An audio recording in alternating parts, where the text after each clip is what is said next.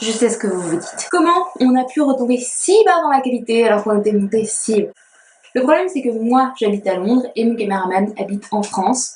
Et donc, du coup, on se voit pas trop. Alors, c'était soit faire pas de vidéo pendant 2 mois, soit faire un petit truc. Alors, j'ai décidé de faire un petit truc avec une BD que j'adore. Et du coup, je me suis dit, même si la qualité est pourrie, et ben, ça passera quand même.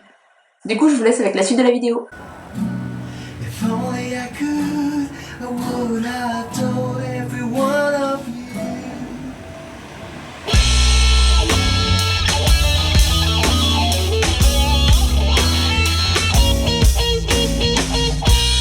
I don't know how to tell you I love you sometimes, and I don't know how to show you you're still in my mind. If only I could, I would have told every one of you I love you sometime. When I cross the street, when your perfume suits me, Molly would say I love you sometime. You happen to be so hard on me, and I happen to be so unfriendly.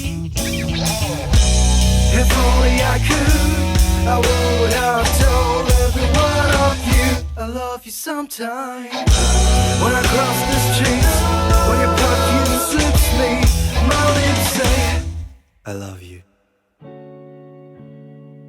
Why did I choose that day to make you know? Pas mal cette recette, hein. Si vous voulez savoir d'où elle vient, c'est grâce au tome 1 de À boire et à manger de Guillaume Long. Elle est directement inspirée de quelques bricoles pour l'apéro en pas longtemps chrono. Guillaume Long, c'est un dessinateur de BD, passionné de cuisine. Il tient un blog BD depuis 2009 qui est hébergé sur le site du journal Le Monde. Oui, rien que ça. Il y a 3 tomes dans la série À boire et à manger. Le tome 1, le tome 2 et le tome 3. Chaque tome est divisé en 4 saisons, printemps, été, automne, hiver, et propose des recettes et des trucs de cuisinier. Évidemment, c'est divisé par saison pour que ce soit plus facile, pour qu'on puisse choisir des légumes de saison et des produits qui soient naturellement bons et accessibles. Imaginons un scénario de base, je suis dans ma cuisine, il est 19h30, je vais devoir faire à manger et je ne sais pas quoi faire. Et ben je pars pas du tout motivée. Je lis 3 pages de la BD et direct j'ai envie de faire ça.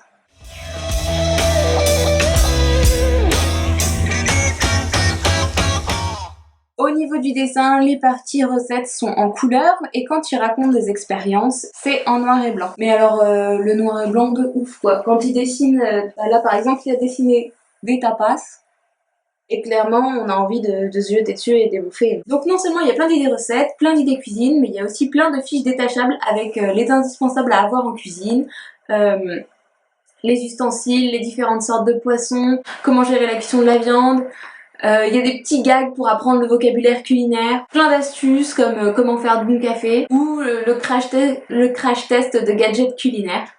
Au début de chaque tome, il y a une petite légende avec un mode d'emploi qui indique le degré de difficulté de la recette ou alors ce sur quoi va porter la chronique. Du coup, la forme varie beaucoup d'une page à l'autre et on s'ennuie pas. En plus, c'est toujours très drôle. Non seulement c'est le livre idéal pour apprendre à cuisiner ou s'inspirer quand on sait pas quoi faire à manger, ce qui m'arrive 80% du temps, mais en plus, c'est le seul livre de cuisine qui fait pouffer quand on le lit. J'aime vraiment sa plume, elle me fait penser à Guy Delisle parfois. Il donne aussi des bonnes adresses, ses récits d'expériences culinaires dans les pays étrangers. À chaque fois qu'il part en voyage, il tient une espèce de journal de bord gastronomique, ce qui est très utile pour les gens comme moi qui voyagent avec le ventre. Le dernier opus de la série vient de sortir, il est paru le 21 mai dernier, c'est une nouveauté à consommer sans modération.